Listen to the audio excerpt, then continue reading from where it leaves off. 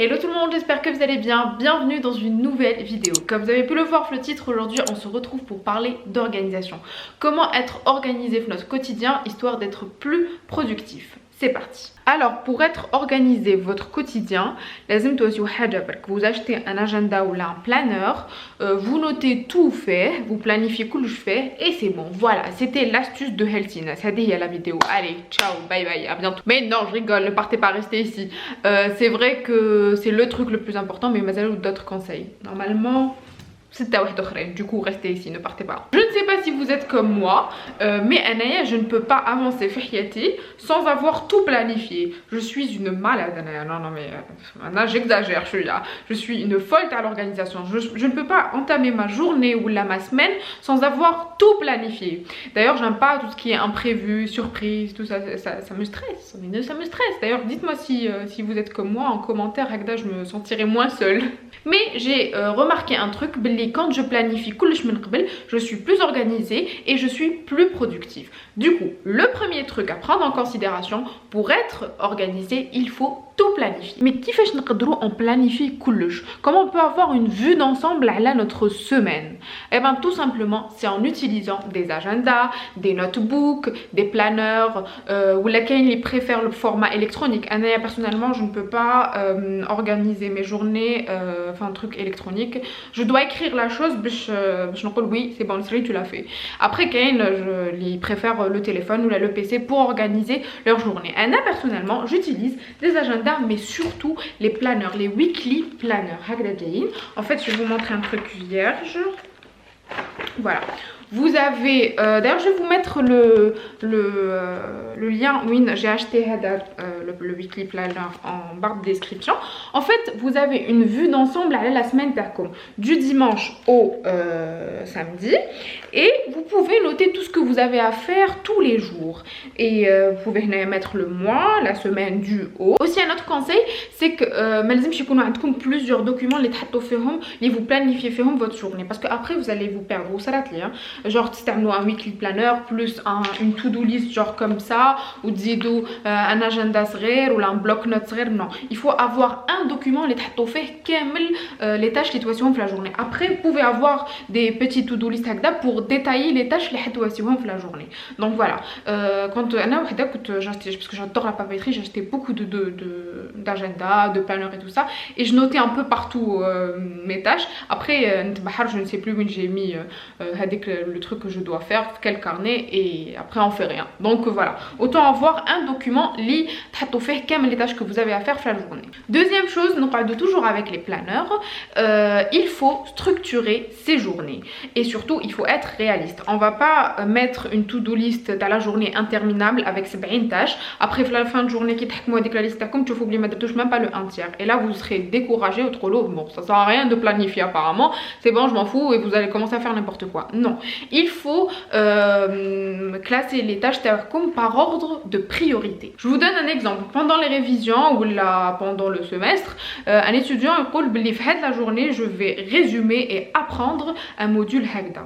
Bah, c'est juste pas possible. Malgré que on a essayé de le faire un jour mais c'est pas possible. Ce qu'il faut faire, c'est qu'il faut répartir avec le module en plusieurs jours, fractionner le module en chapitres, après en leçons. Un jour vous allez liquider les deux jours vous allez liquider tout ce qui est résumé. Voilà, il faut pas cumuler les tâches une journée parce que vous allez vous perdre. Quand je dis structurer ces journées, je parle aussi des heures de travail. C'est important de fixer les heures de travail avec des pauses, et aussi travailler pendant la journée, parce que la nuit c'est fait pour dormir, pour se reposer et pour que notre cerveau irrière. Du coup, essayez de travailler pendant la journée. Troisième point, terminer une tâche avant de passer à une autre tâche. Quand on a des trucs à faire, genre on a deux tâches, on se dit bof, j'arrête, je passe la deuxième, on va dire que je reviendrai après quelques heures, ou à la fin de journée, on va se rendre compte la première et la deuxième. Du coup, autant la première, vous faites des petites pauses avec une pause de 15 à 20 minutes, vous reprenez, mais sous la première tâche, la deuxième tâche. Quatrième point, là ça sent la remarque des parents. enlever tout ce qui nous distrait. Qu'on le veuille ou pas, qu'on nous نخدمو ويكونوا دايرين بينا حاجات يلهيونا, on va pas travailler et on va pas être productif. نقعدوا نخمموا غير فيهم. Du coup, ce que j'ai à vous proposer, le conseil que j'ai à vous donner, c'est de vous fixer des petites récompenses. Dites-vous, Zama, Louken, noisy had la tâche, ou là je termine le cours, ou là après, je pourrais voir un bon film sur Netflix, ou là sur YouTube, des vidéos sur YouTube, ou là jouer, ou là traîner sur les réseaux sociaux. Mais pas avant que ما نخلص هذيك la tâche. Parce que personnellement ما نحبش هذاك le genre de restriction où il لازم تخبيو le téléphone, تخبيو le PC, تنحيو la connexion, j'aime pas ça. Parce que نقعدو toujours نخممو في هذيك الحاجة et limite on devient frustré. Du coup, autant se fixer des petites récompenses. Cinquième point, le rangement et le nettoyage. Le point gagné, tu te relis tout ce qui nous distrait.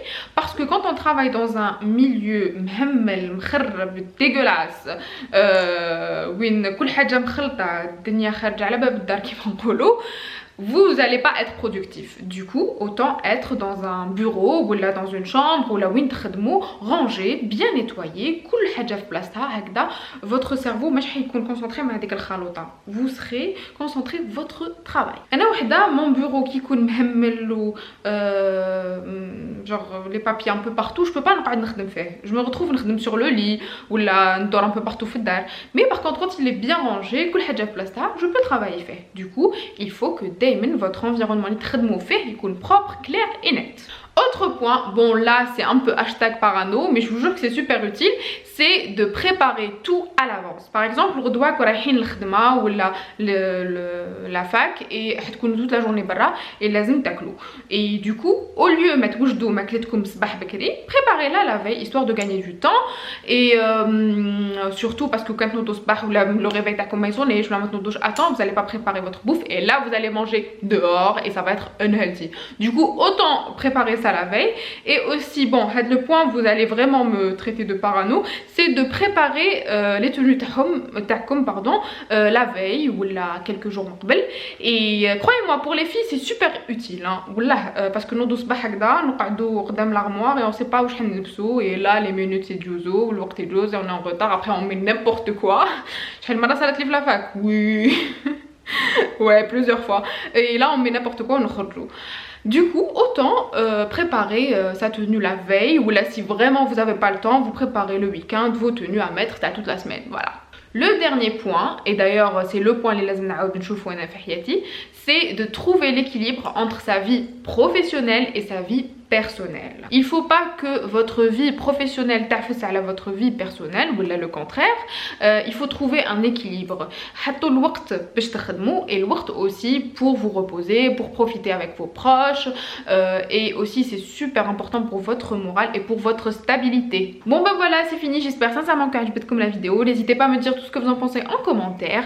Aussi abonnez-vous pour plus de contenu et cliquez la cloche à chaque fois que je la vidéo la notification. Allez, je vous retrouve très vite dans de prochaines vidéos. Ciao ciao.